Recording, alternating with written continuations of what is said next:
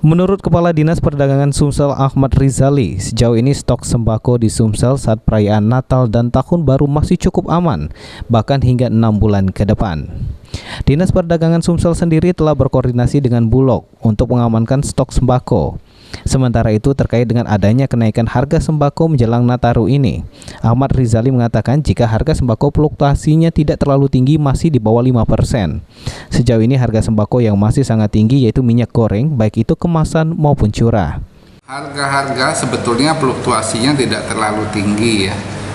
Kalau itu di bawah 5% itu hal yang biasa ya, apalagi di masa Natal dan Tahun Baru ini ada peningkatan di dalam pembelian.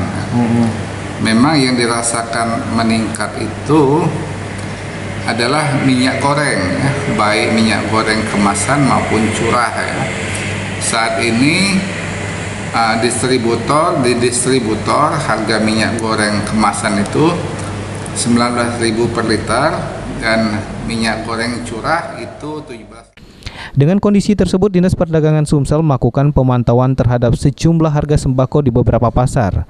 Dan jika ada harga sembako yang naiknya di atas 10%, pihaknya akan segera melakukan operasi pasar. Firman Hidayat, PAL TV.